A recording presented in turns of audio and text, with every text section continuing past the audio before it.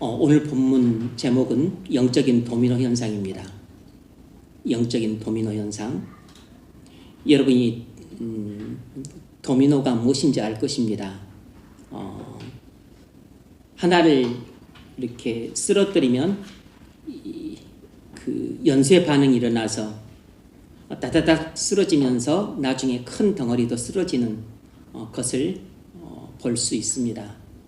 제가 그 도미노 현상이 일어나는 걸 봤는데 새끼 손톱만한 아주 작은 것, 뭐 넓이도 뭐 한 몇 미리, 0.5mm, 그 두께도 뭐 한 0.1mm 정도인데 그걸 하나를 쓰러뜨렸는데 한 23번째 단계인가 24번째 단계인가에는 하나를 쓰러뜨리니까 그거보다 한 1.5배 큰 거, 그 다음에 1.5배 큰 거, 1.5배 큰 거, 1.5배 큰 거 쭉쭉쭉 나가서 나중에는 무엇이 쓰러지냐면 그 넓이는 한 1m, 그리고 높이는 한 1.5m, 그리고 두께는 한 15cm 정도 되는 엄청난 대리석 돌덩어리가 쓰러진 걸 봤습니다. 한 23단계 정도 됐나요?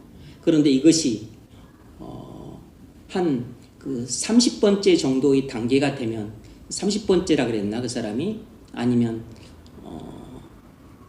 그 30몇 번째 정도가, 아니면 50번째 단계라 그랬나? 아무튼 그 정도 단계가 되면 무엇까지도 쓰러지냐면 엠파이어 스테이트 빌딩, 그것도 쓰러뜨릴 수 있다 그랬습니다. 그러니까 도미노 현상이 그렇게 무서운 것입니다. 베트남이 공산화가 될 때 서방 세계가 두려워했던 것은 베트남의 공산화뿐만 아니고, 베트남이 공산화가 되면 그 반도 일대가 다 공산화되기 될 위험에 처한 것을 두려워했기 때문입니다. 아니나 다를까 베트남이 공산화됨으로 캄보디아, 라오스까지 공산화가 되었던 것이죠. 동구도 마찬가지입니다. 동독을 비롯해서 소련에 붙어있던 나라들이 다 공산화되지 않았습니까? 뭐 헝가리, 체코, 또 유고슬라비아, 그리고 폴란드, 그리고 가장 서방 쪽에 붙어있다고 할 수 있는 그 동독까지 다 공산화가 되었습니다. 도미노 현상은 물리적인 세계에서도 나타나지만 이런 국가 간의 이런 그 지리적인 영역에서도 나타나고, 문제는 이 도미노 현상이 영적인 현상에서도 나타난다는 사실입니다. 오늘은 이 영적인 도미노 현상에 대해서 좀 다뤄보려고 합니다. 지난 시간에 사울의 영적인 실패를 살펴봤는데, 제가 이스라엘과 블레셋과의 전쟁이 기록된 이 13장과 14장 본문 전체를 제가 묵상하게 되면서 이 속에는 좀 더 중요하고도 근본적인 진리가 담겨 있다는 것을 깨닫게 됐습니다. 그래서 지난 시간에 다뤘던 내용보다 조금 더 그 전체적이고, 그리고 조금 더 심화된, 그리고 좀 더 거대한 그 진리를 이야기하고자 합니다. 첫 번째로 이제 말할 것은 이것입니다. 믿음의 집을 잘못 지은 사람에게는 날마다 영적인 도미노 현상이 일어난다는 것입니다. 믿음의 집을 잘못 지은 사람에게는 날마다 영적인 도미노 현상이 일어난다는 것이에요. 13장과 14장에서 우리는 사울의 영적인 실패를 살펴봤는데, 이 사울의 영적인 실패가 영적인 도미노 현상으로 나타나고 있다는 것을 알 수 있습니다. 이 사울의 영적인 실패는 크게 세 가지 실패로 나타나게 되는데, 이 세 가지 실패가 영적인 도미노 현상으로 나타나게 됩니다. 사울의 영적인 첫 번째 실패는 하나님과의 관계 실패입니다. 이것이 사울의 영적인 실패를 무너뜨리는 가장 근본적인 출발점이에요. 사울은 하나님과 관계에 실패했습니다. 사울은 사무엘 선지자의 명령을 어기고 함부로 제사를 드림으로 하나님의 명령을 어겼습니다. 그래서 사무엘이 사울에게 이렇게 책망했습니다. 사무엘상 13장 13절, 왕이 망령되이 행하였도다. 사무엘이 오지 않았는데 제사를 함부로 드림으로 제사장 없는 제사를 드렸어요. 그래서 여호와의 율법을 어긴 채 제사를 드린 것입니다. 그래서 사무엘이 왕이 망령되 행하였다고 책망했어요. 그리고서 이제 이 말이 사울이 범한 진짜 죄목입니다. 왕이 여호와께서 왕에게 내리신 명령을 지키지 아니하였도다. 사울이 범한 죄는 하나님이 사울에게 내린 율법을 지키지 않았다는 것이에요. 그러니까 사무엘의 말이 곧 하나님 말씀입니다. 내가 올 때까지는 제사 드리지 말고 기다려야 되는데 기다리지 않고 자기 멋대로 제사를 지냈어요. 사무엘의 말을 어긴 것은 하나님의 말씀을 어긴 것입니다. 그리하였더라면 여호와께서 이스라엘 위에 왕의 나라를 영원히 세우셨을 것이거늘 지금은 왕의 나라가 길지 못할 것이라. 14절에서도 또 그 이야기를 반복합니다. 여호와께서 왕에게 명령하신 바를 왕이 지키지 아니하였으므로. 그러니까 지금 사무엘은 사울에게 망령된 제사를 드린 죄에 대해서 하나님이 명령을 당신이 지키지 않았다라고 반복해서 두 번이나 강조해서 그의 죄를 들춰내고 있어요. 여호와께서 그의 마음에 맞는 사람을 구하여 여호와께서 그의 백성의 지도자로 삼으셨느니라. 사무엘이 사울에게 두 번이나 반복해서 말하고 있는 게 뭐죠? 사울이 하나님의 명령을 지키지 않았다는 것입니다. 왜 그랬을까요? 그만큼 사울이 하나님을 신뢰하지 않았기 때문입니다. 그러니까 이것은 하나님과 신뢰 관계에 문제가 생겼다는 뜻입니다. 단순히 제사의 실패가 아니라 하나님과의 관계 실패라는 것이에요. 사울은 하나님과 올바른 관계를 맺는 데 실패했기 때문에 나머지 모든 관계에서도 실패하게 됩니다. 그런데 사울은 당시 그것을 전혀 몰랐어요. 지금 자신이 하나님과의 관계에 실패했고 그리고 나머지 모든 관계에서도 이 하나님과의 관계 실패 때문에 나머지 모든 관계도 실패하고 있다는 사실조차도 눈치를 못 챌 정도로 사울은 영적으로 둔했습니다. 사울의 두 번째 실패가 뭐냐면 자기 자신과의 관계 실패입니다. 사울은 하나님과 올바른 관계에 있지 않았기 때문에 자기 자신과도 올바른 관계에 있지 않았어요. 하나님과 올바른 관계에 있지 않은 사람은 자신과도 올바른 관계에 있을 수가 없습니다. 하나님과의 관계가 무너진 사람은 자신과의 관계도 무너지게 되어 있어요. 그래서 블레셋 대군이 쳐들어왔습니다. 3만의 병거와 6천의 마병과 수십만 대군을 이끌고 쳐들어왔기 때문에 이스라엘은 중과 부적의 상황에서 사울은 두려움에 사로잡혀서 낙심한 채 블레셋과 싸울 엄두를 못 내고 자포자기 상태에 있었습니다. 14장 2절 사울이 기브와 변두리 미그론에 있는 석류나무 아래에 머물렀고 함께 한 백성은 600명가량이며 사울이 두려움에 사로잡혀 낙심과 자포자기 상태에 있었다는 것은 자신과의 싸움에서 진 것이에요. 블레셋과의 싸우기 전에 먼저 자신과의 싸움에서 진 것입니다. 자신과의 싸움에서 졌기 때문에 당연히 이 상태로 블레셋과 싸웠더라면 블레셋과의 싸움에서 번번이 패하죠.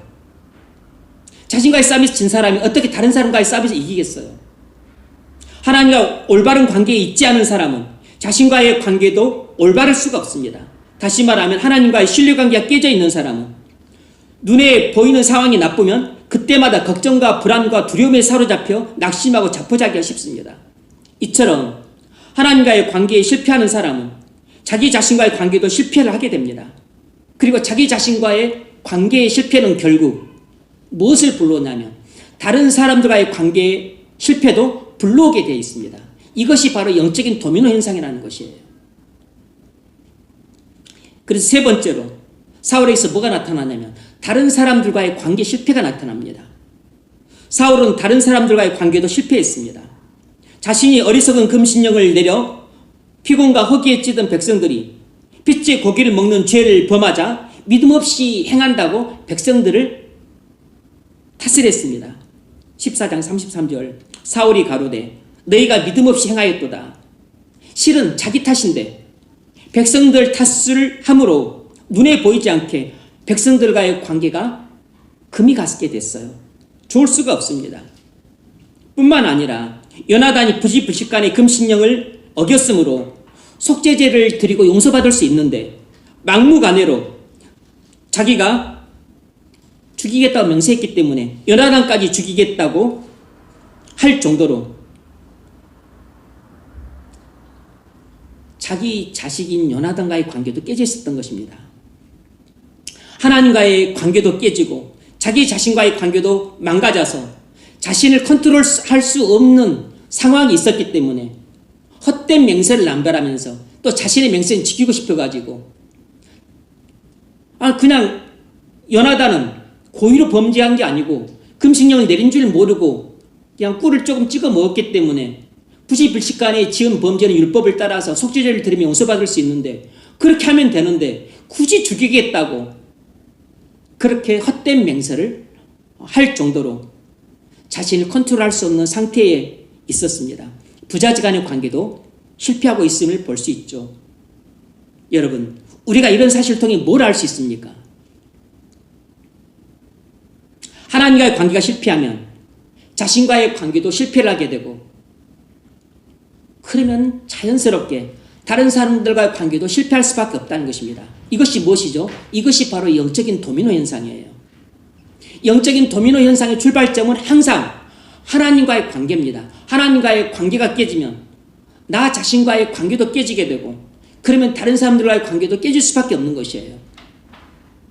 이것이 바로 믿음의 집을 잘못 지은 사람들에게서 이러한 영적인 도미노 현상이 놀랍게도 매일같이 나타난다는 것입니다. 그러니까 매일같이 영적인 실패를 경험하는 것이에요. 믿음의 집을 잘못 지은 사람은 매일같이 영적인 실패를 경험하게 되는 것입니다.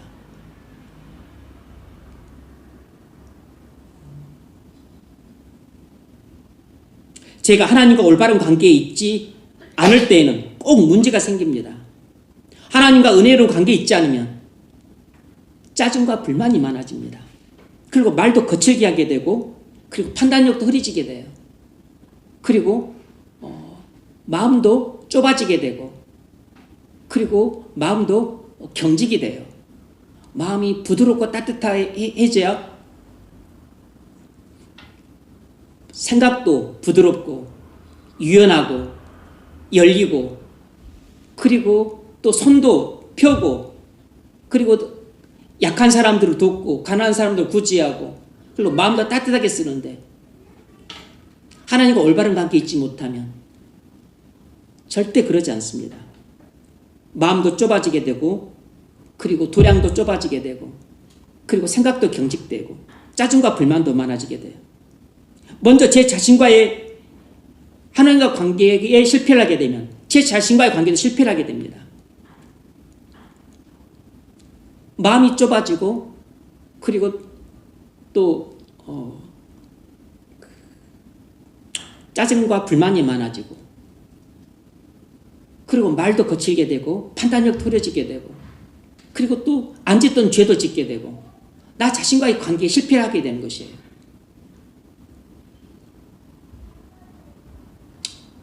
죄와의 싸움에서 지게 되는 것입니다. 그렇게 되면 이건 필연적으로 다른 사람들과의 관계도 금이 가요. 제가 지난주에 말씀드렸던 것처럼 어떤 형제가 잘못했었을 때 제가 이제 책망할 때 그 때와 방법을 조금 적절하게 하면 좋겠건만 영적인 상태가 잘못되면 내 있으면 하나님과 관계가 올바른 관계에 있지 않으면 이것을 컨트롤을 못합니다. 왜 컨트롤 못하냐? 제 자신을 컨트롤 못하기 때문이에요. 단지 상대방에 대한 어떤 미움과 그것보다도 내 자신을 일단 컨트롤을 못하게 돼요. 그러니까 하나님과 관계에 실패하게 되면 제 자신과 관계에 실패하게 되는 것이에요. 제 자신의 상태를 컨트롤을 못하니까 짜증이 나는데 짜증을 참지를 못해요. 또 불만이 생겼을 때 불만을 컨트롤을 못합니다. 마음에 은혜가 넘치면 불만이 아니고 만족을 하게 되고 그리고 오히려 감사를 하게 되는데 은혜가 떨어지게 되면 이것이 불만으로 나타나요. 그리고 얼마든지 지금 당장이 아니고 조금 시차를 두고 이야기를 하고, 그리고 말도 부정적으로 하기보다는 좀 더 긍정적으로 하고, 또 책망을 하기보다는 교훈을 하고, 또 그 사람한테 도움과 유익을 줄 수 있는 방향으로, 그러면서 상처받지 않고 그런 식으로 얼마든지 말을 지혜롭게 할 수 있는데, 이미 하나님과 올바른 관계에 있지 않을 때는 이미 내가 어리석게 되었다는 뜻이니까 어리석게 된 사람이 무슨 지혜로운 말을 하겠어요? 실패하게 되는 것입니다.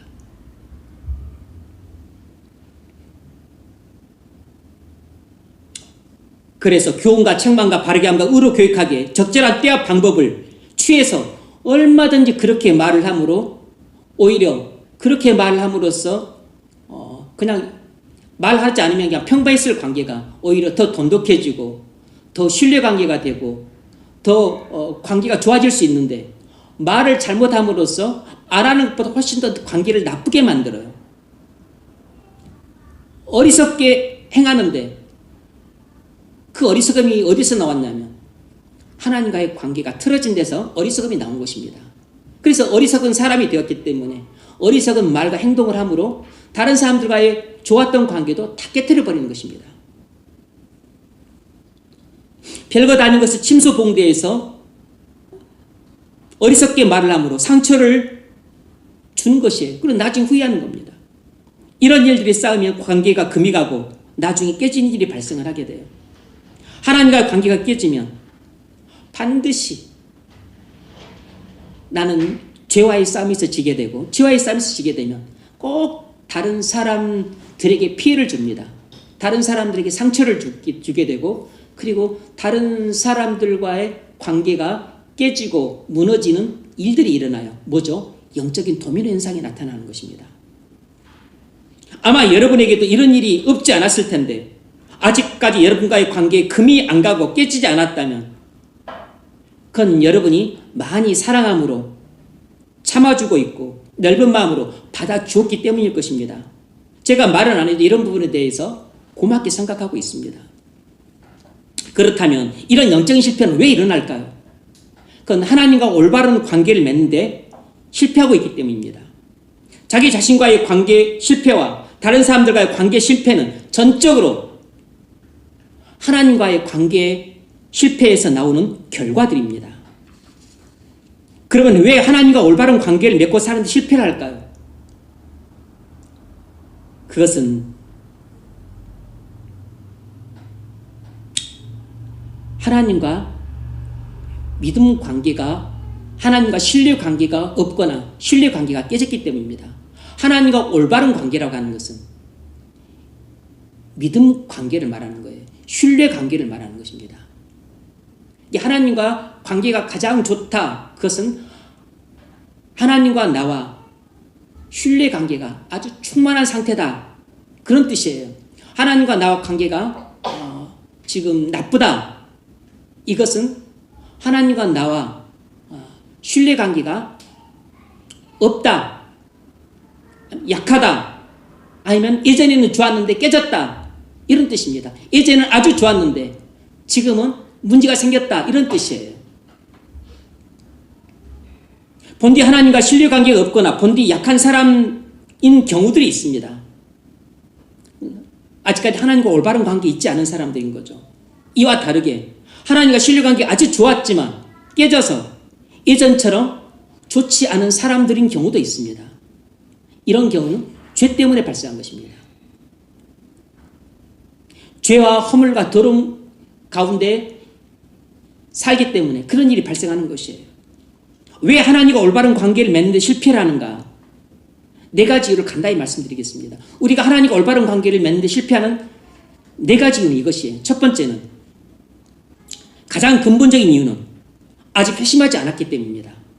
많은 사람들이 아직 회심하지 않으므로 하나님과 올바른 관계를 맺지 못하고 있습니다. 이런 경우는 자신의 죄를 회개하고 그리스도를 믿음으로써만 이 문제를 해결할 수 있습니다. 두 번째 이유는 예배 때 은혜를 못 받기 때문이에요. 예배는 하나님을 만나는 시간입니다. 그런데 예배 때 하나님을 만나지 못함으로 은혜를 못 받는다면 믿음이 생기지 않죠. 자신의 죄나 자신의 마음의 강팍함이나 자신의 교만이나 형식적인 예배 태도 때문에 하나님을 만나지 못하고 있는 건 아닌지 살펴봐야 됩니다. 그러므로 예배 때마다 하나님을 만나게 해달라고 간절히 기도하고 예배에 참석해야 돼요. 예배 때 하나님은 우리를 찾아오십니다. 우리가 죄 가운데 있지 않거나 또 우리가 문을 굳게 닫고 있지 않다면 하나님을 만날 수 있습니다. 물론 우리가 마음을 굳게 닫고 있어도 때로는 하나님이 강권적으로 여셔서 우리를 찾아오실 수 있어요. 그러므로 상태가 좋을 때든 나쁠 때든 우리는 예배에 참석을 하는 게 좋습니다. 세 번째 이유는 왜 우리가 하나님과 올바른 관계를 맺지 못하고 있나? 세 번째 이유는 말씀 묵상을 하지 않기 때문이에요.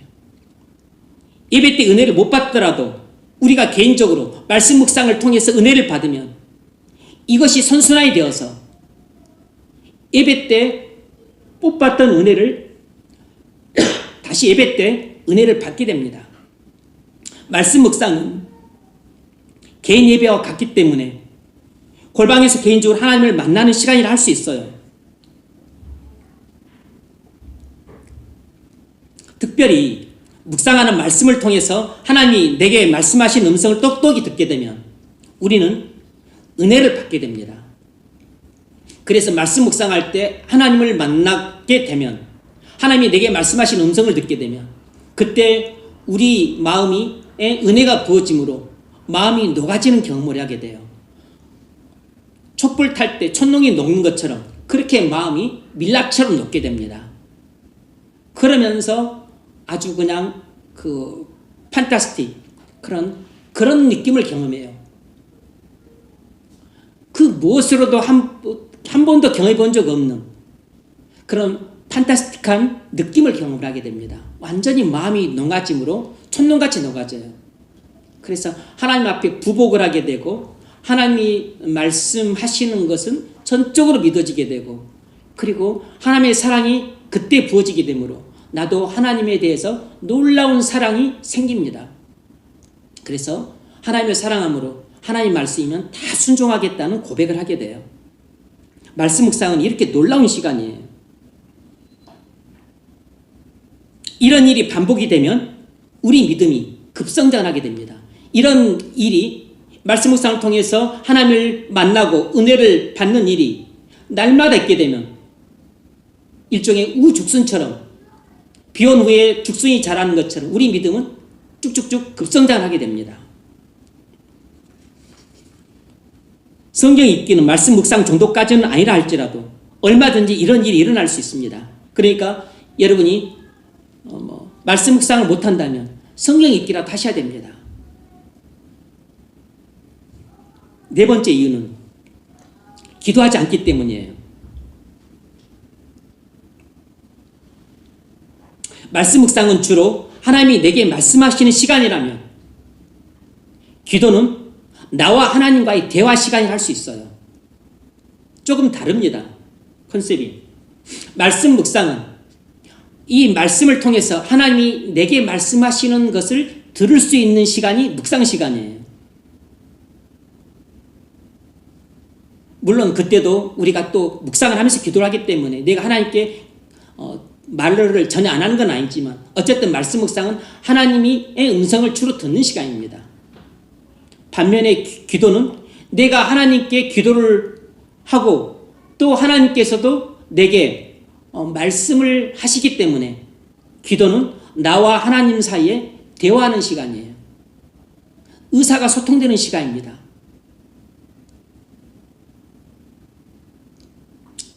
그러므로 기도는 나와 하나님과의 영적인 대화 시간이 할 수 있습니다. 그런데 우리가 기도를 하지 않는다면 하나님과 대화가 단절되므로 당연히 하나님과 사이가 좋아질 수가 없어요.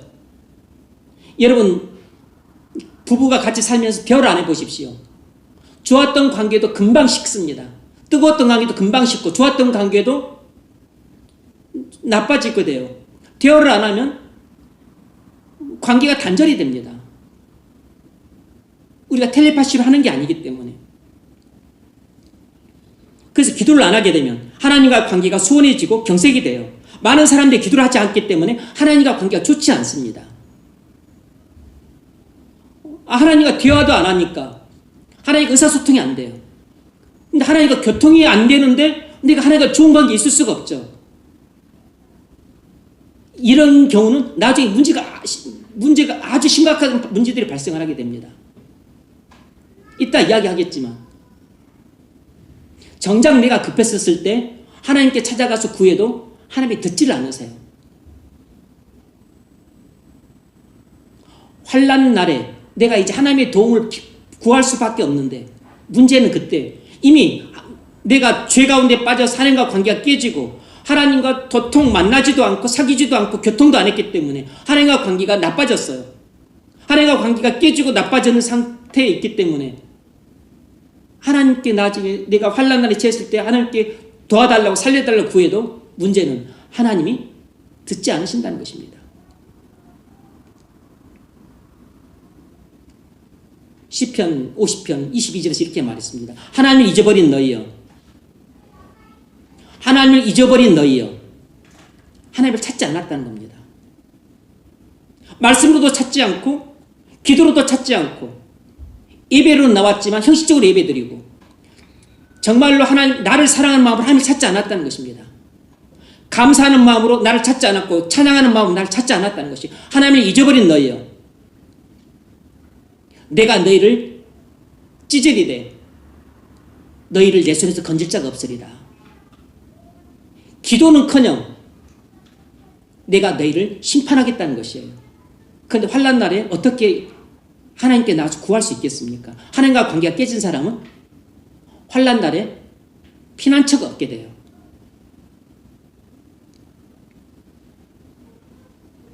다섯 번째 이유는 순종하지 않기 때문입니다. 왜 하나님과 관계가 깨지는가? 순종하지 않기 때문이에요. 우리는 순종을 하나님과의 관계의 결과라고 생각하는데 맞습니다. 그런데 우리가 하나님과 바른 관계에 있을 때 말씀에 순종을 해야 되는데 순종을 하지 않게 되면 그 좋았던 관계가 금이 가고 또 깨지게 돼요. 그래서 우리가 하나님과 올바른 관계에 있을 때는 즐거이 순종을 합니다. 그런데 즐거이 순종할 줄 알았는데 순종을 안 하고 또 내가 죄에 빠져서 불순종을 하게 돼요. 내 욕심에 사로잡혀서 불순종하게 됩니다. 그런데 불순종하게 되면 하나님과 좋았던 관계가 다시 또 깨지고 금이 가고 나빠지게 되므로 하나님이 내게서 때로는 떠나버리세요. 하나님과 관계가 완전히 급 나빠지게 됩니다. 순종은 하나님과의 관계를 좋게 할 수도 있지만 나쁘게 할 수도 있는 것이에요. 순종은 하나님과 관계를 좋게 하지만 불순종은 하나님과 관계를 나쁘게 만드는 것입니다.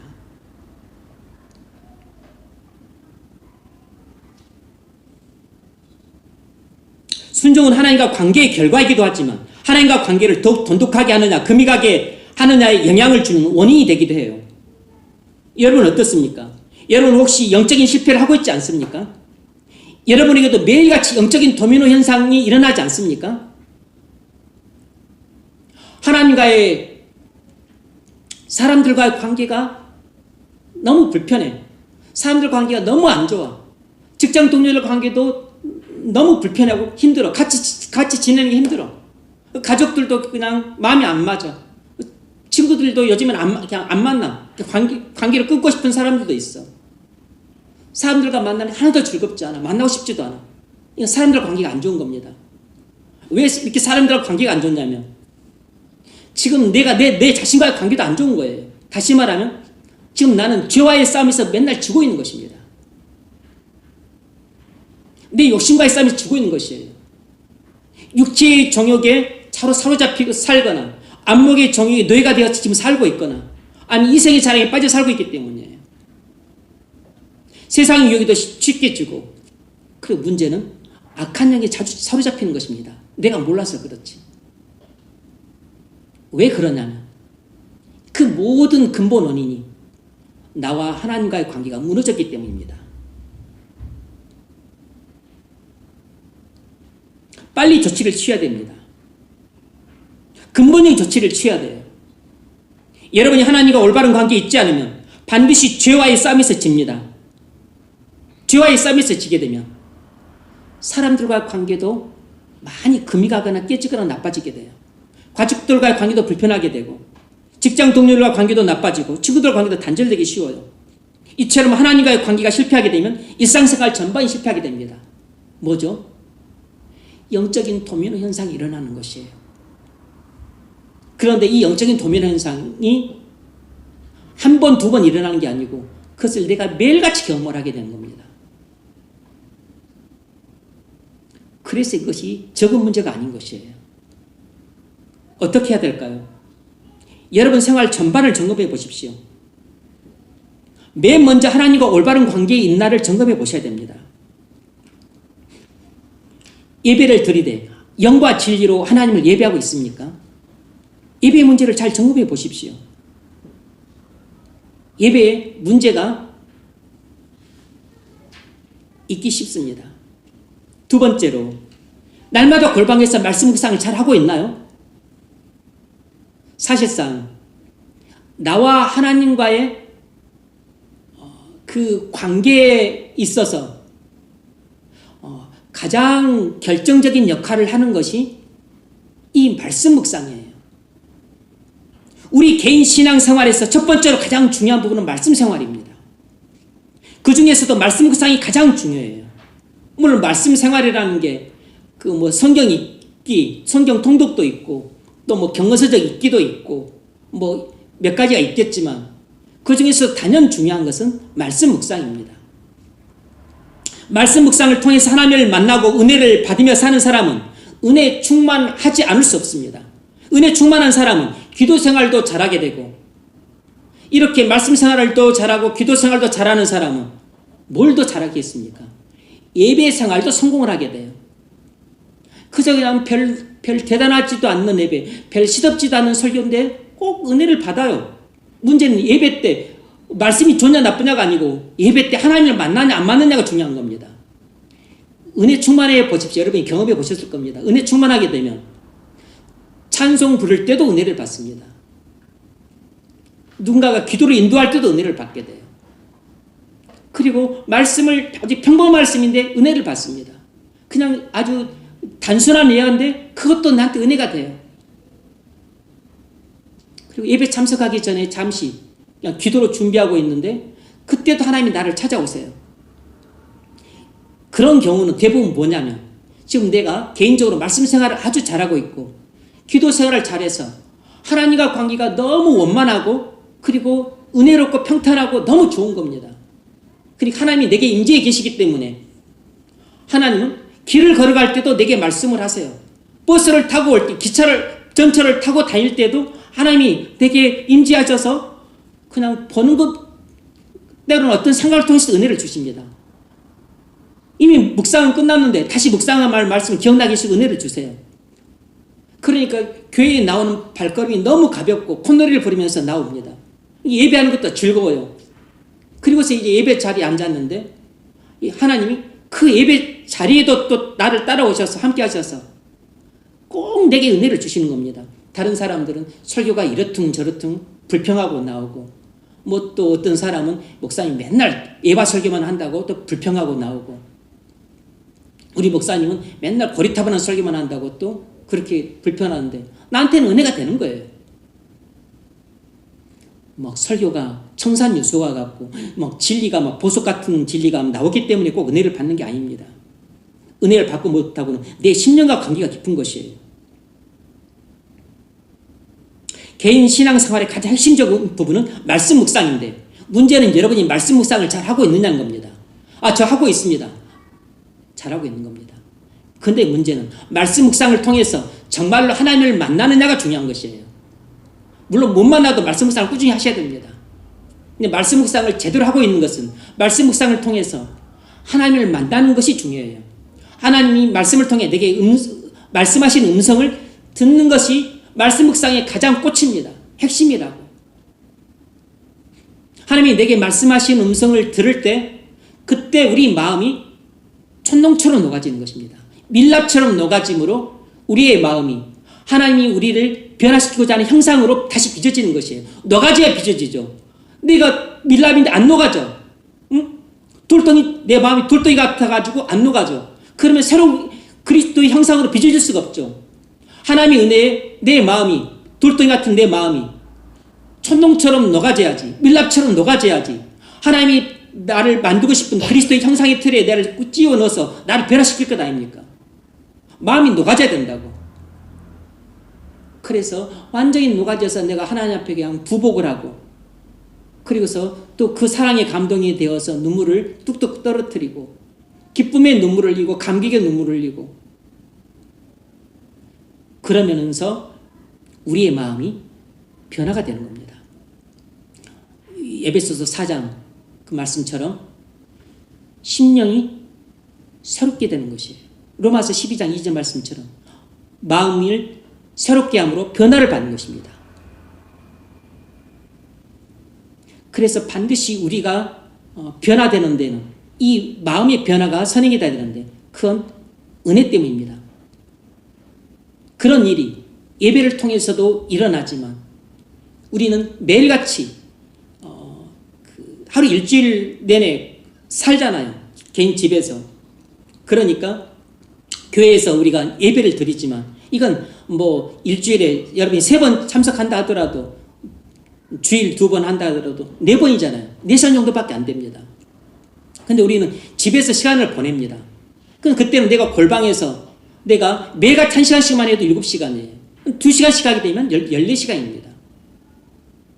그러니까 내가 개인적으로 하나님을 만나는 시간이 훨씬 더 기회도 많고 시간도 많아요.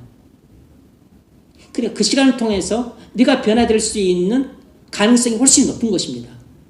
근데 그건 안 하고 여러분이 예배만 오게 되면 일주일 동안 여러분들은 하나님과 관계에 실패한 상태에서 죄와의 싸움에서도 실패를 하게 되고, 그리고 또 다른 사람과 관계도 실패를 하게 돼. 영적으로 무너진 상태에서, 죄를 범한 상태에서, 마음이 강팍하고 굳은 상태에서 교회로 오게 됩니다. 그렇게 되면 예배 때 하나님이 말씀을 하셔도 이미 내 귀는 영적으로 귀머가 되어 있고 둔해 있기 때문에 잘 안 들리는 것이에요. 은혜 받기도 힘들어요. 개인 골방 생활이 실패한 사람은 예배 때 은혜 받기도 힘들다고. 못 받는다는 것은 아니지만, 그러므로 하나님과의, 여러분과의 그 개인 관계에 있어서 가장 중요한 시간이라 할 수 있는 것은, 물론 교회에서 공적으로 드리는 예배를 우리가 항상 첫 번째로 말하지만 실상은 말씀 묵상입니다. 골방에서 여러분과 하나님이 만나는 그 말씀 묵상 시간이 여러분과 하나님과의 관계를 결정하는 가장 결정적인 요인이에요. 그러므로 여러분이 하나님과 관계에 실패하고 있다면 여러분의 말씀 묵상 생활을 돌아보셔야 됩니다. 여러분이 매일같이 혹시 영적인 도미노 현상이 일어나는 안타까운 일이 벌어지고 있다면 그건 아마 여러분이 필시 개인 골방에서 하는 말씀 묵상 생활에 실패를 하고 있기 때문입니다. 말씀 묵상을 안 하고 있는 것이 대부분 이유일 것이고, 말씀 묵상을 안 하는데 나는 하나님과 올바른 관계에 잘 살고 있습니다, 그런 사람은 한 사람도 없어요. 절대로 없습니다. 그건 불가능한 일이에요. 왜냐하면 말씀 묵상이 우리가 영적인 만나를 먹는 시간이거든요. 말씀의 꼴을 먹는 시간이에요. 내 영혼의 양식을 먹는 시간입니다. 근데 매일같이 내 육체에는 하루 3끼 밥을 먹어서 건강하게 해주면서 내 영혼의 양식은 하나님 말씀을 먹질 않아. 영적인 만나는 먹지 않는데 어떻게 내 영혼이 건강하겠습니까? 피골이 상집할 수밖에 없는 것이죠. 그러니까 하나님과 관계가 나빠질 수밖에 없는 것입니다. 그런데 말씀 묵상을 통해서 은혜를 받고 내 영혼의 생명을 유지하고 영적인 만나를 먹어서 내가 배부르고 그리고 만족하고 지는 사람은 당연히 은혜를 받음으로 내 영혼이 살찌고 기름지고 윤택하게 되고, 그래서 믿음이 자라서 하나님과 신뢰관계가 너무나 돈독함으로 하나님과 올바른 관계에 있을 수밖에 없는 것이에요. 그런 사람은 기도 생활도 자원해서 잘하게 되고 예배 생활도 성공을 하게 됩니다. 그러니까 그런 사람은 당연히 예전에는 죄와 싸워서 이길 수 없었는데 이제는 죄와 싸워서 이길 수 있게 되고, 세상의 유혹도 거뜬하게 물리치게 되고, 예전에는 감도 못 잡았었는데 사단이 접근하는 것도 감을 잡고 악한 영이 자꾸 나를 이렇게 찔러보고 하는 것도 알게 됩니다. 알아차리게 돼요. 그러니까 영적인 싸움에서도 이기게 되고, 영적인 싸움에서 이기게 되면 자연스럽게 다른 사람들과의 관계도 성공을 하게 돼요. 왜냐하면 마음이 넓어지고 따뜻해지고 부드러워지니까 사람들한테 관용을 베풀 줄 알고 나한테 죄 지은 사람, 상처 준 사람도 용서할 줄 알게 되고 내가 사랑하게 되므로 사랑을 하게 됩니다.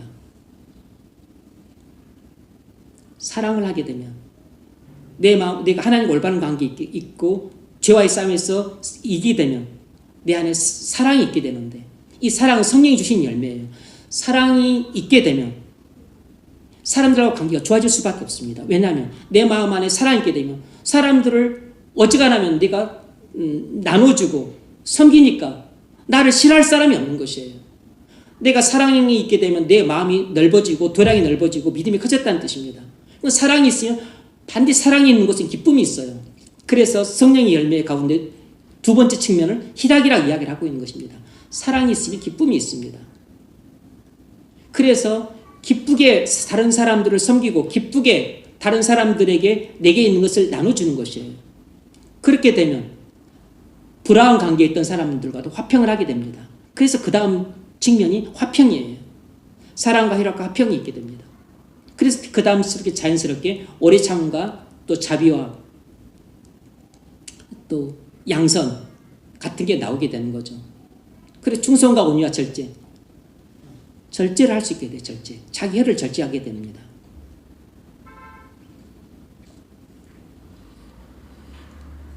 세 번째로 여러분 기도 생활을 점검해 보십시오. 여러분이 하나님과 올바른 관계 있지 않다면 여러분의 기도 생활도 무너져 있을 겁니다. 기도 생활을 해도 형식적으로 하고 있을 것이에요. 그나마 형식적인 기도 생활을 안 하는 것보다 100번 낫습니다. 여러분들이 해보시면 알아요. 기도 생활을 아예 안 하면 이거 완전히 이제 그냥 영적인 흑암으로 이제 치달아가는 것입니다. 형식적으로 하는 것도 문제를 해결하지 못해요. 하나님과 올바른 관계 있게 하지 못하지만 그나마 형식적으로 하는 것은 그래도 그 거미줄에 붙어있는 거미줄처럼 연명이라도 합니다. 연명. 떨어지지는 않고 대롱대롱 달려있듯이 연명은 해요. 형식적인 기도생활을 하면. 근데 형식적인 기도생활조차 안 하게 되면 그 사람은 아예 땅바닥에 떨어져서 영적인 바퀴벌레처럼 그렇게 비루하게 살게 돼요. 새벽에 기도하러 못 나오는 사람들은 골방에서 말씀 묵상을 한 후에 기도를 하십시오. 근데 사실상 이 말이 좀 어폐가 있어요. 왜냐하면 말씀 묵상 생활을 안 하는 사람은 기도 생활도 안 합니다. 말씀 묵상 생활을 안 하는 사람이 기도 시간을 잘 지켜가지고 기도를 열심히 할 리가 없습니다. 기도 생활보다 더 힘든 게 말씀 묵상 생활이에요. 말씀 묵상하고 나서 기도하는 것이 진짜 은혜가 되고 기도도 잘 됩니다. 믿음의 기도를 하기가 아주 쉬워요. 그래서 말씀 묵상 생활을 잘하는 사람은 자연스럽게 기도도 배우게 됩니다. 그리고 기도할 마음이 생기고 그리고 기도를 하게 되므로 기도 훈련을 본인이 혼자서 할 수 있게 돼요. 기도를 못하고 안 하는 사람들은 그 안에 말씀이 안 들어가기 때문입니다. 이렇게 되면 10년, 20년, 30년 평생을 교회를 다녀도 그 사람한테는 변화가 없어요. 네 번째 이유는 하나님과 올바른 관계 있지 못한 것은 순종을 안 하기 때문인 것이죠. 그러므로 우리가 하나님께 순종을 하고 있나 살펴보셔야 됩니다. 예배를 통해서 은혜를 받았다면, 말씀 묵상을 통해서 믿음이 생겼다면 반드시 순종하게 되어 있습니다. 은혜의 결정체는 순종이에요. 우리가 은혜를 받았다면 심령이 변화되고 믿음이 생겼다면 심령이 변화가 돼요. 그래서 그 은혜를 받았다면 믿음이 생기고 믿음이 생겼다면 반드시 순종을 하게 되어 있습니다. 그런데 내가 은혜를 받은 것 같은데 순종은 안 하고 새로운 믿음이 생긴 것 같은데 순종은 안 한다면 그건 가짜 은혜고 가짜 믿음인 것이에요. 그러면 여러분이 들은 말씀이나 묵상을 통해 깨달은 말씀이 정말로 내게 믿음이 되었다면 그 믿음은 반드시 순종으로 나타나게 되어 있습니다. 우리가 예배와 말씀 묵상과 기도와 순종하는 삶을 잘 살고 있다면 우리는 하나님과 올바른 관계에 있다고 할 수 있어요.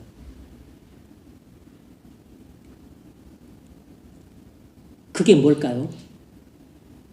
이것은 영적인 도미노상과 정반대로, 이건 제가 이름 붙인 것입니다만은 이것은 일종의 영적인 탑쌓기와 같은 것이에요. 하나님과의 올바른 관계를 먼저 맨 밑에 기초로 쌓아야지만 그 다음에 나 자신과의 올바른 관계를 쌓을 수 있습니다. 이건 다시 말해서 영적인 싸움에서 이길 수 있다는 뜻입니다. 그러면 그 다음에 다른 사람들과의 관계를 그 다음에 잘 쌓을 수 있어요. 그러면 일상생활 전반을 은혜롭게 영위할 수 있습니다. 이것이 바로 영적인 탑쌓기예요. 문제는 하나님과의 올바른 관계라는 것이 맨 밑에 기초로 쌓이지 않으면 그 다음에는 다른 탑쌓기가 불가능합니다. 나 자신과의 올바른 관계도 존재하지 않게 되므로 다른 사람들과 관계도 그냥 다 실패를 하게 됩니다.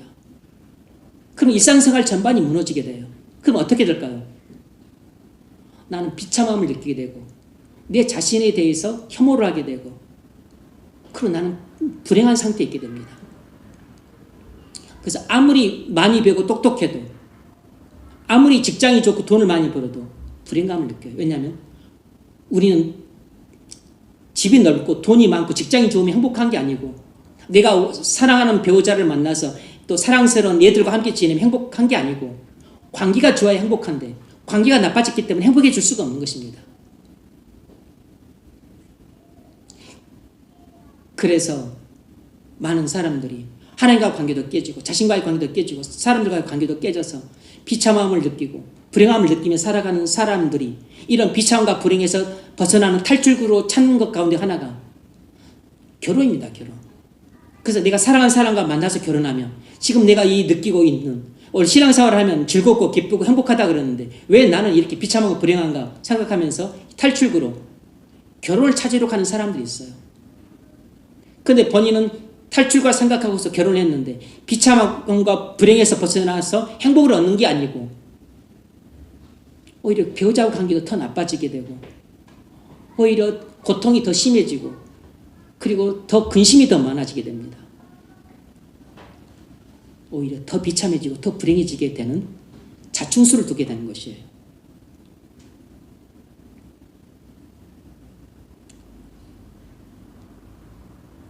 우리가 예배와 묵상과 기도와 순종하는 삶을 통해서 하나님과 올바른 관계를 맺게 되면 우리는 죄와 싸울 수 이길 수 있습니다. 세상의 유혹과도 싸울 수 이길 수 있고 사단과 싸워도 싸울 수 이길 수 있습니다. 이렇게 영적인 싸움에서 이기게 되면 우리는 우리 일상생활 전반을 은혜롭게 영위하게 됩니다. 특히 다른 사람들과 관계를 전반적으로 은혜롭게 맺고 살아갈 수 있게 돼요. 그러므로 여러분이 다른 사람들과 관계도 잘 맺고 또 내 일상생활 전반을 은혜롭게 영위하고자 한다면 하나님과 올바른 관계에 있어야 됩니다. 그래야만 영적인 탑쌓기가 가능해요. 왜 영적인 탑쌓기라고 말하냐면 이것은 매일같이 해야 되기 때문입니다. 어제 내가 하나님과 그 올바른 관계에 있었다고 해서 내일도 모레도 다음 주도 그 하나님과 올바른 관계에 있는 것이 그대로 유지가 되는 게 아니에요.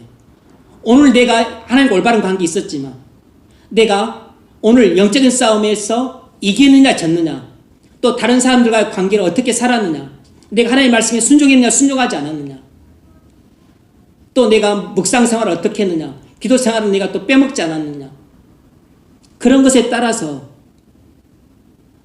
내 하루 결과가 달라지는 것입니다. 그렇게 되면 그것이 나중에 다시 이 하루 결과물이 나와 하나님과의 관계에 또다시 영향을 미치게 돼요. 이게 순환이 되는 겁니다. 다시 하나님과 관계에 영향을 미치게 돼요. 그래서 오늘은 하나님과 관계가 좋았는데 내가 죄와의 싸움에서 졌어요.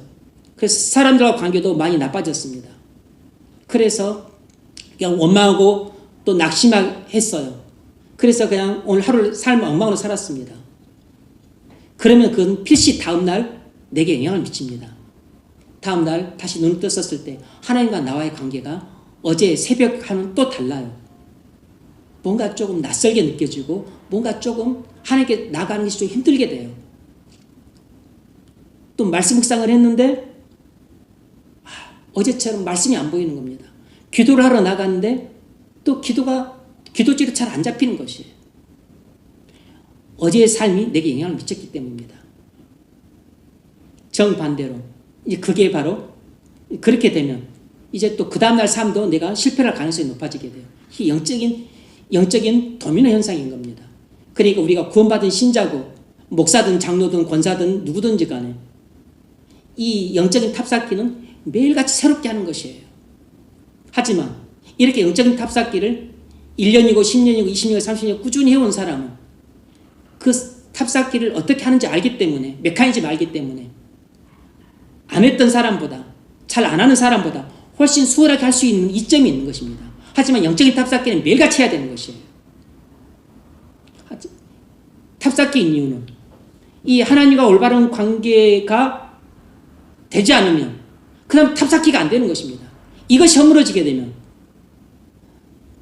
나 자신과의 관계도 깨지게 되고 다른 사람들하고 관계도 깨지게 되고 일상생활 전반이 무너지게 돼요. 그래서 탑쌓기인 것이에요. 그래서 하루 새벽 시간이 제일 중요합니다. 하루 일과를 시작하기 전 출근하기 전 시간이 가장 중요한 것이에요. 그 시간이 학생은 내 학교 생활을 좌우하고 공부 생활을 좌우하고 그런 것이 내 대학 진학과도 연결이 됩니다. 직장인들 같은 경우도 직장 생활이 많이 힘들죠. 일도 힘들지만 사람들과 관계가 힘들잖아요. 직장 생활이 힘든 이유 가운데 하나는 하나님과 나의 관계가 올바르지 않기 때문에 그런 일이 일어날 가능성이 높아요. 새벽에 하나님과 나의 관계를 돈독히 하고서 출발하게 되면 그러면 내가 내 자신을 컨트롤할 수 있게 됩니다. 다시 말해서 내 안에 계신 성령께서 나를 인도하실 때 순종하게 되는 것이에요. 성령께서 나를 컨트롤하심으로 내가 화가 나도 참게 되고 오히려 그냥 또 너그럽게 관용을 베풀고 그리고 사랑으로 그를 사랑하는 마음이 생기게 되면 그걸 기쁘게 섬기게 됩니다. 자원함으로 섬기게 돼요. 그렇게 되면 뭔가 서먹했던 관계도 원활하게 돼요. 근데 이것을 내가 통제할 수 있는 게 아니라고. 죄가 나를 통제하든지 아니면 성령이 나를 통제하시는 둘 중에 하나입니다. 누군가가 나를 통제를 하는 것이에요. 성령이 나를 통제하지 않으시면 죄가 나를 통제를 하게 됩니다. 그래서 나는 이렇게 거칠게 말을 하고 싶지 않은데 내 입에 벌써 거칠게 말이 나오는 것이에요. 난 불만을 품고 싶지 않은데 나도 모르게 불만을 품고 짜증을 내는 것입니다. 성령께서 나를 주관하시면 짜증이 나고 화가 날 만한 상황에서도 그냥 오히려 감사하고 오히려 그를 너그럽게 대하고 관용을 베풀 수 있죠.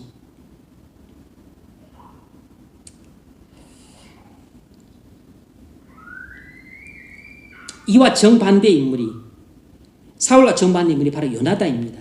이 14장에는 사울의 13장 14장에는 사울의 영적인 실패가 나와 있지만 14장에는 요나단의 영적인 성공이 나와 있어요. 사울 모습과 정반대의 모습이라 할 수 있습니다. 우리는 사울을 통해서 경건한 성도가 어떻게 신앙생활을 해야 되는가 하는 것을 배울 수 있습니다. 우린 요나단에서 첫 번째 뭘 볼 수 있냐면 하나님과 올바른 관계를 볼 수 있습니다. 요나단은 하나님과 진정으로 신뢰관계에 있었다는 것을 눈으로 확인하게 볼 수 있어요. 그건 특별히 14장 6절로 10절에 나오는데 6절에 아주 중요하게 나타나 있습니다. 요나단의 이 하나님과 올바른 관계에 있는 핵심을 보여주는 것이 6절 하반절이에요. 여호와의 구원하심이 사람의 많고 적음에 달리지 아니하였느니라. 여호와의 구원하심이 사람의 많고 적음에 달리지 아니하였느니라. 이것이 하나님에 대한 요나단의 믿음을 보여주는 결정적인 말씀입니다. 하나님에 대한 요나단의 일반적인 믿음이에요. 요나단이 하나님에 대해서 얼마나 전적으로 신뢰하고 있는가, 하나님과의 전적인 신뢰관계를 보여주는 아주 중요한 실마리가 되는 말씀입니다. 근데 이 하나님에 대한 일반적인 전적인 신뢰가 지금 요나단이 블레셋과 중과 부족의 상황에 처해 있는 이 구체적인 현실에 딱 적용이 되고 있어요. 그러니까 요나단의 믿음이 살아있는 믿음인 걸 알 수 있는 것이죠. 딱 살아있는 믿음이 되어서 우리가 저 할례 없는 자들에게로 건너가자. 이건 하나님과의 언약을 생각하면서 하나님은 언약을 통해서 내게 약속하셨기 때문에 나를 인도하시고 보호하시고 구원하실 것이다. 그러므로 저 할례임 자들이 우리를 몇없이 쳐들어왔으니까 내가 저들과 싸울 때 하나님이 틀림없이 나를 버리지 않고 언약에서 하신 약속대로 나를 인도하시고 보호하시고 공급하실 것이다. 고 여호와의 구원하시 사람의 많고 적음에 달리지 아니하였느냐라는 하나님에 대한 전적인 이 신뢰, 이 일반적인 믿음을 지금 자기가 처해 있는 이 구체적인 상황 속에 적용시키고 있다고. 그러니까 요나단의 믿음, 살아있는 믿음인 겁니다. 그리고서 하는 말이 여호와께서 우리를 위하여 일하실까노라. 우리가 블레셋 사람들에게 건너가서 우리가 공격하게 되면 틀림없이 하나님은 뒷짐지고 계시지 않고 우리를 위해서 역사를 하실 것이다. 지금 블레셋과 대치 상황에 처해 있는 이 상황에 지금 그의 믿음을 적용시키고 있는 겁니다. 하나님과 올바른 관계에 있다고 하는 결정적인 증거예요.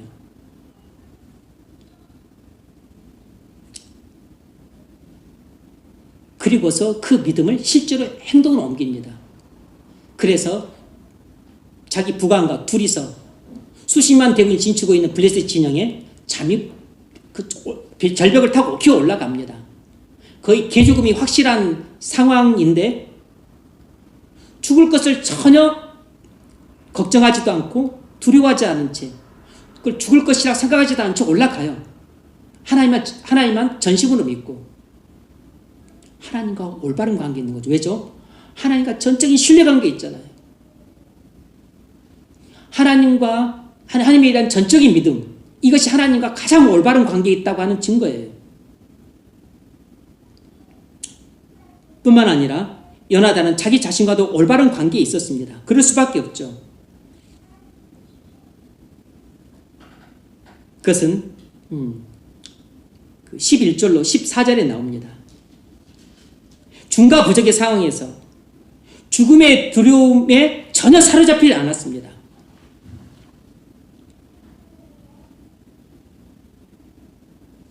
하나님에 대한 전적인 신뢰를 갖고서 자기 부관과 함께 올라가자 해고서 실제로 절벽을 타고 그 블레셋 사람들한테 보이고 절벽을 타고 블레셋 진영으로 기어서 들어갑니다.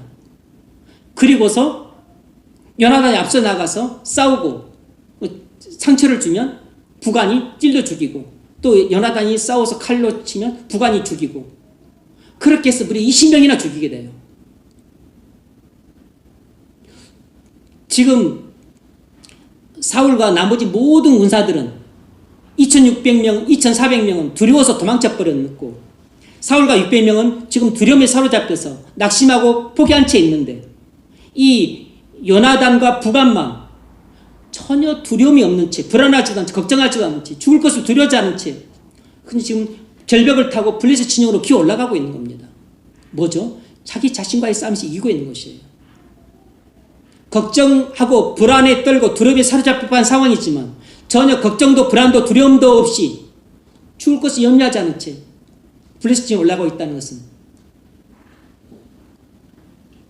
두려움의 영, 걱정의 영, 불안의 영과 싸워서 이겼다는 뜻입니다. 죄와 싸워서 이겼다는 뜻이라고. 자기 자신과 싸워서 이기고 있는 것입니다.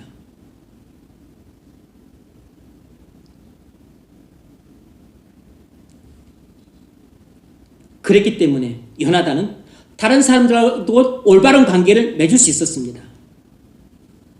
먼저 자기 아버지 사울과의 관계를 보면 아버지와 완전 원수관계가 될 뻔했어요. 아니 아버지의 그 어리석은 금식령과 경솔한 명세 때문에 죄도 없는 자기가 지금 완전히 승리의 죽이 되어서 돌아왔는데 그 아버지의 어리석은 금식령과 헛된 명세 때문에 자기가 졸지에 죽음의 위기에 몰렸어요. 그럼에도 불구하고 아버지 탓을 하지 않고 아버지가 그렇게 맹세를 하셨다면 제가 죽을 수밖에 없죠 하면서 자기 목숨을 기꺼이 내놓습니다. 아버지의 그 어리석은 금식령에 순응을 해줘요. 이런 아들이 어디 있습니까? 그건 효자일 뿐만 아니라 그건 아버지를 그만큼 사랑하고 있다는 뜻입니다. 사울이 자기 아들 요나단을 사랑하고 있는 것 같지는 않은데 요나단은 자기 아버지 사울을 사랑하고 있어요. 사랑의 관계를 맺고 있는 거죠. 뿐만 아니라 백성들과도 참 은혜로운 관계를 맺고 있습니다. 백성들도 요나단이 사랑하고 있다는 걸 알 수 있습니다. 백성들이 두려워서 다 도망쳐버리고, 그리고 600명은 두려워서 싸울 엄두도 못 내고 낙심해서 주저앉아 있었지만, 나중에 자기 때문에 이스라엘 승리가 왔었을 때 백성들을 한마디도 정죄하지 않았습니다. 이 못난 놈들아, 그렇게 주저앉아 있으면 되냐, 이렇게 면박을 주지 않았어요. 뿐만 아니라 그런 요나단을 백성들도 끔찍하게 사랑하고 존경을 했습니다. 사울이 요나단을 죽이려고 하자 백성들이 쌍수 들고 나서서 반대를 하면서 승리의 주역인 요나단을 죽이면 절대로 안 된다고 가로막았습니다. 요나단과 백성들과의 관계가 사랑의 관계였다는 걸 알 수 있죠. 뭘 알 수 있습니까? 요나단은 믿음의 집을 올바른 지은 사람이라 날마다 영적인 탑쌓기를 성공하고 있는 것입니다. 이 요나단의 이런 영적인 성공은 하루아침에 이루어진 게 아니고 우연히 이루어진 게 아닙니다. 그는 그동안에 믿음의 집을, 비록 나이는 많지 않지만 당시 자기 아버지 사울의 나이가 42살이었습니다. 이렇게 요나단의 나이도 결코 많지 않은 것이에요. 요나단의 나이도 기껏해야 20살 갓 넘은 정도입니다. 20살 갓 넘은 정도라고. 나이도 많지 않은 상태였지만 하나님을 정말로 경외했던 사람이라는 걸 알 수 있습니다. 그래서 믿음의 집을 올바르게 지었기 때문에 영적인 탑쌓기가 가능했던 것이에요. 여러분, 뭐를 알 수 있습니까? 우리가 정말로 하나님을 경외하고 주 예수 그리스도를 믿음으로 믿음의 집을 잘 지어가는 사람은 날마다 영적인 탑쌓기를 하고 있다는 것입니다. 하나님과 올바른 관계를 맺는 것이 내 인생의 성공과 실패를 결정한다는 그 자각을 갖고, 그리고 하루 삶의 성공과 실패를 결정한다는 것을 내가 마음 깊이 깨닫기 때문에 하나님과의 올바른 관계를 맺음으로 하루를 출발하려고 애를 쓰게 되는 것이에요. 그래서 이 새벽 시간이 내 하루 성공과 실패를 결정하는 것입니다. 왜냐하면 이 새벽 시간에 내가 하나님과 올바른 관계를 맺을 수 있는 시간이기 때문이에요. 말씀 묵상을 통해서, 기도를 통해서. 이 말씀 묵상을 통해서, 기도를 통해서 하나님의 말씀을 듣고 내가 또 하나님과 대화를 나누고 하나님과 교통을 하면서 하늘에서 내려오는 생명을 공급받잖아요. 그래서 내가 생명으로 충만해지게 됩니다. 그럴 때 다른 사람을 살릴 수 있죠. 내가 은혜로 충만해지게 돼서 내가 마음이 녹아져요. 그래서 하나님이 원하시는 대로 그리스도 형상으로 내가 날마다 조금씩 빚어져 갑니다. 믿음이 자라게 돼요. 그래서 하나님과 믿음을 통해서 하나님과 더욱 신뢰관계가 돈독해짐으로 하나님과 올바른 관계를 맺게 됩니다. 그렇게 되면 내가 은혜로 충만하게 믿음으로 충만이 되니까 나 자신과의 싸움에서 이길 수 있게 되죠. 나의 육체 정욕, 안목의 정욕, 이생의 자랑과 싸워서 이길 수 있게 되고, 그리고 세상의 유혹, 수많은 루트를 통해서 오는 세상의 유혹들을 다른 사람들은 속절없이 무너지는데 나는 그것들을 물리치고 넉넉하게 이길 수 있어요. 물론 간혹 가다가 넘어지기도 할 수 있죠. 넘어지지만 다시 회개하고 일어나는 것입니다. 그리고 무엇보다도 악한 영들과의 싸움에서 이길 수 있어요. 걱정의 영이 우리를 자주 공격합니다. 불안의 영이 자주 공격해요. 두려움의 영이 우리를 자주 사로잡습니다.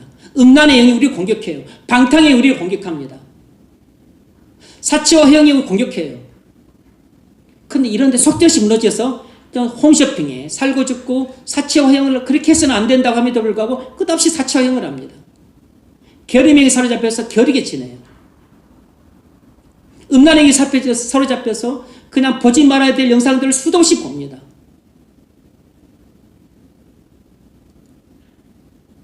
두려움의 영이 사로잡혀서 맨날 걱정하고 근심하고 불안에 떨어 살아요. 뭐죠? 사단과 악한 영과 싸움이 지고 있는 것입니다. 그 이유는 하나님과의 관계가 깨졌기 때문이에요. 이런 상태에 있다면 어찌 직장에 가가지고 직장 동료들과 상사와 좋은 관계를 맺겠습니까? 자기 자신과의 싸움에서 이겨야 다른 사람들에게 마음이 넓어질 수가 있습니다. 마음에 믿음이 충만하다는 것은, 은혜가 충만하다는 것은 사랑이 충만하다는 뜻입니다. 그러면 용서해 줄 수 있고 허물을 덮어줄 수 있고, 그리고 다른 사람을 짓밟고 내가 올라서서 승진해야 되겠다 이런 생각을 하기보다는 제가 참 불쌍하다, 안 됐다, 도와줘야지, 또 잘 섬겨줘야지, 그런 마음이 절로 들어요. 그래서 제가 일 때문에 잘 못해서 힘들면 또 같이 곁에서 그냥 같이 야근도 해주고 도와주고, 그리고 늘 잘해주기를 또 빌어주고, 그리고 또 음으로 양으로 또 도와주는 것입니다. 근데 꾸준히 그렇게 하면 사람도 알게 되죠. 제가 내를 정말로 사랑해서 도와주는구나. 그러면 이런 사람을, 주변 사람들은 이런 사람 같이 일하고 하고 싶어 해요. 같은 팀에서 일하고 싶어 하고, 상사는 이런 사람 데리고서 일하고 싶어 합니다. 이런 사람 달라고 그래요.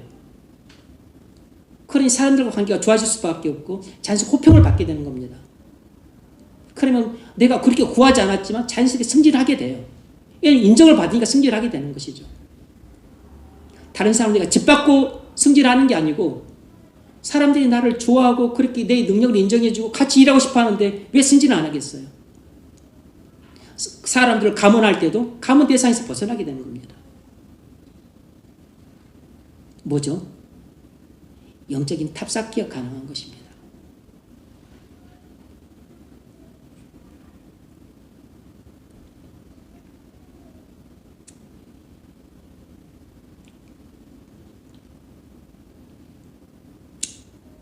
이 사울과 요나단의 현격한 차이를 다윗을 대할 때 자세를 보면 알 수 있습니다. 다윗을 대하는 자세가 사울과 요나단이 확연하게 차이가 났어요. 사울은 이미 하나님과 관계가 파탄 지경에 있었기 때문에 죄와의 싸움에서도 졌습니다. 그래서 사울은 문제가 뭐냐면 질투형에 사로잡혀서 질투의 화신이 되어가지고 사울을 그렇게 질투했습니다. 그리고 두려움의 영에 사로잡혀서 저놈이 혹시 또 나를 치고 반역을 일으켜서 왕자를 빼앗지 않을까, 그 두려움에 사로잡혀서 사울을 죽이려고 안달을 했어요. 그 사람들과 관계도 깨졌죠.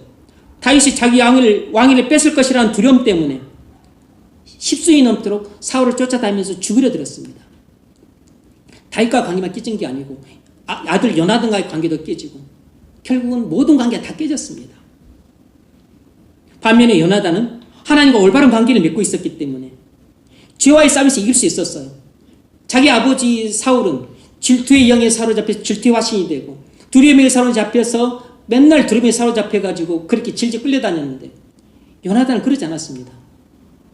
요나단은 질투의 영, 두려움에 사로잡히지 않았고 자기 욕심에 사로잡히지 않았어요. 왕이 되겠다는 욕심에 사로잡히지도 않았기 때문에 다윗이 왕이 되어야 된다는 것을 알고서 네가 왕이 되어야 될 것이다. 그래서 언약을 맺고서 언약을 맺기까지 했죠.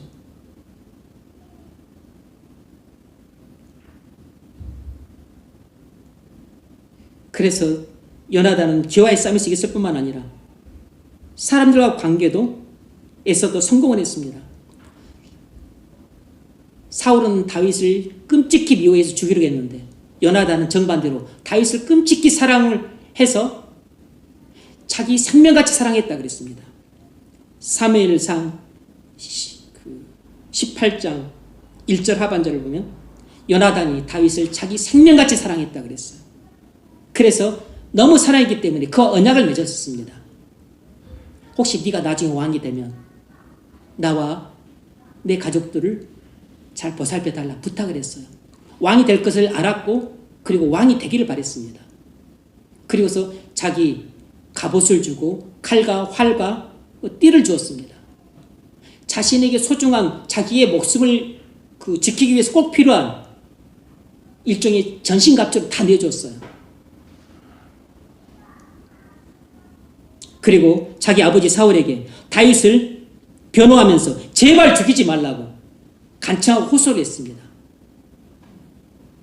이런 사람이 어디 있습니까?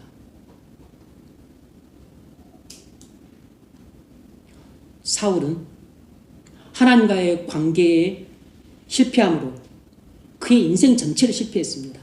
반면에 요나단은 하나님과의 올바른 관계를 맺음으로 죄와의 싸움에서도 이기고 다른 사람들도 사랑하고, 그래서 그의 인생 자체가 완전히 성공을 했어요.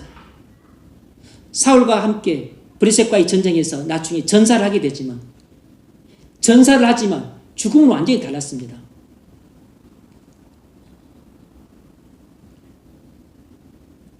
왜 우리가 믿음의 집을 잘 지어서 영적인 탑쌓기를 해야 되는가? 그 두 가지 이유가 있는데, 하나는 환난 날이 있기 때문입니다. 환난 날에 하나님이 누구의 기도를 들으시냐면 바로 하나님과 올바른 관계에 있는 사람의 기도를 들으십니다. 시편 50편 14, 15절에서 그렇게 말하죠. 환난 날에 나를 부르라. 내가 너를 건지리니 네가 나를 영화롭게 하리로다. 그런데 그 전에 뭘 말하냐면 하나님께 감사하고 하나님께 찬양하고 하나님의 율법을 지켜라. 그래서 하나님께 감사하고 찬양하는 사람, 바로 네가 나를 환난 날에 나를 부른다면 내가 너를 반드시 건질 것이다. 하나님과 신뢰관계를 맺고 있는 사람이 환난 날에 부르짖을 때 구원하시겠다는 것입니다. 실제로 요나단이 하나님과 올바른 관계를 맺고 그리고 두려움을 이기고서 그가 죽음을 무릅쓰고 절벽을 타고 자기 부관과 함께 블레셋 진영으로 쳐들어갔었을 때, 그때가 환난이죠. 그때가 환난이라고. 그런데 하나님께서 어떻게 하셨습니까? 요나단과 부관을 내버려 두지 않고 그들이 구하지도 않았지만 환난 때인 줄 알고 하나님이 그들과 함께 하셨어요. 역사를 하셨습니다. 그래서 그 사무엘상 14장 15절을 보면 하나님이 블레셋의 진영에 두려움을 주시고 그들에게 두려움을 주셔서 그들이 공포에 사로잡혀서 자기들끼리 치고받고 싸우는 자중지전에 일어나서 자멸케 만드셨습니다. 하나님이 요나단의 그 환난날에 부르짖을 때 하나님이 들으셔서 요나단을 환난에서 구원해 주신 것이에요. 여러분, 우리는 이 땅에 살아갈 때 수많은 고난을 겪습니다. 고난들을 극복해야 돼요.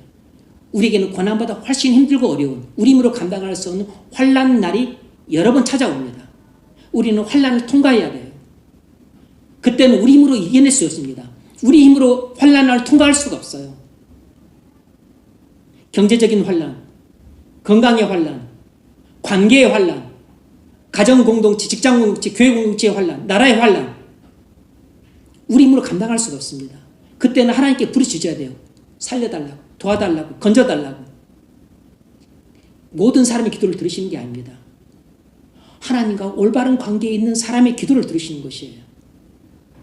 환난에 나를 부르짖으라, 나를 부르라, 내가 너를 건지리니. 약속은 하나님과 올바른 관계에 있는 사람이 하신 약속입니다. 그래서 시편 50편 23절에서 그렇게 말을 했죠. 감사로 제사를 드린 자가 나를 영화롭게 하나니. 이 말은 감사로 제사를 드린 자, 이 말은 하나님과 올바른 관계에 있는 사람이 나를 영화롭게 하나니 이 뜻입니다. 나를 전적으로 신뢰하는 사람이 나를 영화롭게 하나니 그 행위를 옳게 하는 자에게 내가 하나님의 구원을 보이리라. 이 말이 딱 요나단에 해당되는 말씀입니다. 우리가 하나님과 올바른 관계에 있어야 되는 이유는 천 가지 만 가지지만, 그리고 매일같이 영적인 탑쌓기를 해서 하루하루의 삶을 성공적으로 영위해 나가고 우리 인생을 성공적으로 영위해 나가야 되지만, 또 한 가지 중요한 이유는 우리 인생에 환난 날이 있기 때문입니다. 환난 날을 통과하려면 하나님의 은혜 없이는 통과가 못해요. 하나님의 도우심이 있어야만 환난 날을 통과할 수 있는 겁니다. 환난 날을 사울은 통과했을까요? 통과 못했습니다. 블레셋과의 전쟁에서 사울이 죽기 전에 너무 다급해서 하나님을 찾았습니다. 하나님께 또 에봇을 통해 묻고 했지만 하나님이 대답을 안 해주셨어요. 원래 하나님은 에베소를 통해 물으면 하나님이 대답해 주시기로 약속하셨는데 대답을 안 해주셨습니다. 이유가 뭐죠? 사울과 하나님과 관계가 깨져 있었기 때문입니다. 대답을 안 해주자 사울은 마음이 다급한 나머지 무당을 찾아갔습니다. 무당을. 근데 결국 브리스가의 전쟁에서 전사하게 돼요. 똑같은 환난 날인데 하나님은 요나단은 만나주셔서 환난에서 건져주시더니 사울은 그렇게 하나님을 찾고 부르짖었지만 하나님이 대답하지 않으셨습니다. 우린과 둔민으로 대답하지 않으셨어요. 하나님 버리셨다는 뜻입니다. 하나님과 올바른 관계 있지 않은 사람은 결정적으로 환난 날에 버림을 받게 됩니다. 더 중요한 게 있습니다. 바로 심판날이에요. 심판날. 환난 날보다 더 무서운 것은 심판날입니다.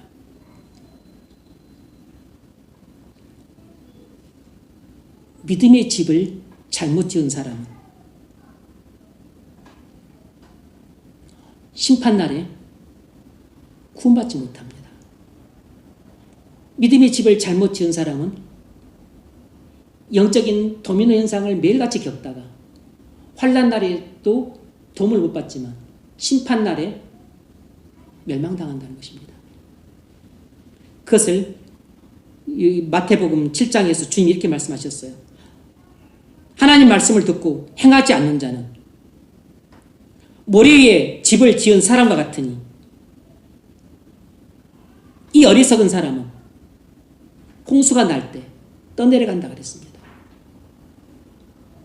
반면에 하나님 말씀을 듣고 지키는 자는 반석 위에 집을 지은 지혜로운 사람 같으니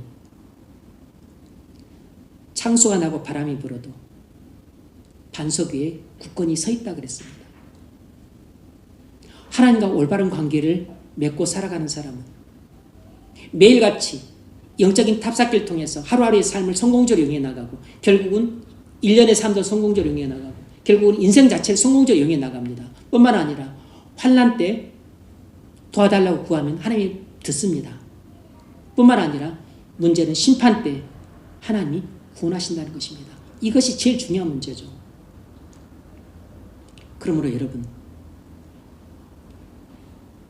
믿음의 집을 잘못 지은 사람은 매일같이 영적인 도민의 현상을 겪다가 환난 날에 도움도 못 받고 문제는 심판 날에 영원한 멸망을 당하게 됩니다. 반면에 믿음의 집을 잘 지어가는 사람, 하나님과 올바른 관계를 맺고 살아가는 사람은 날마다 영적인 탑쌓기를 해요. 자신과의 싸움에서 이기고 사람들과의 관계도 올바르게 영위하고 일반적 일상생활을 은혜롭게 영위합니다.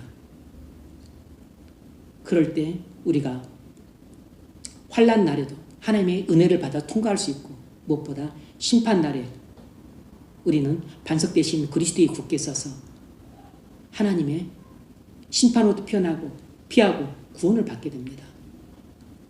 그래서 우리가 궁극적으로 하나님과 은혜로 올바른 관계를 맺어야 되는 이유는 사실 만 가지가 있지만 가장 중요한 이유는 심판날을 피하기 위해서예요.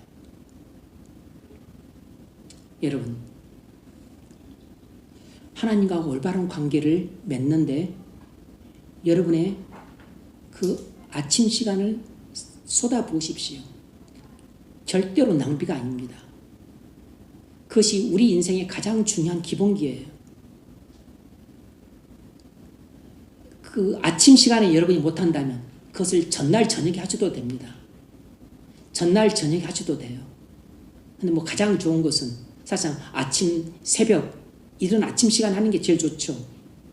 왜냐하면 보통 저녁 시간이나 밤 시간은 우리가 다른 세상 일 때문에 밀려서 못할 때가 많고 또 피곤해서 못할 때가 많고 또 일 때문에 못할 때가 많고 그래서 저녁 시간 한다고 하는 것은 좀 불투명해요.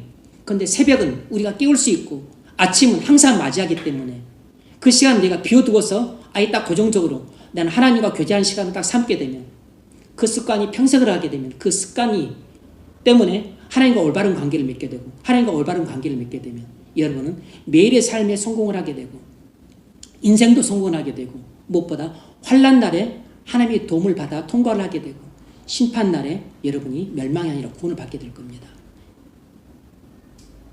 그러므로 하나님과 올바른 관계를 맺으십시오.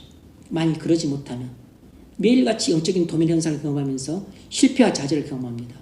하지만 영적인 탑쌓기를 하게 된다면 매일같이 우리가 은혜 가운데 살게 되고 그리고 기쁨과 감격 가운데 살 수 있게 돼요.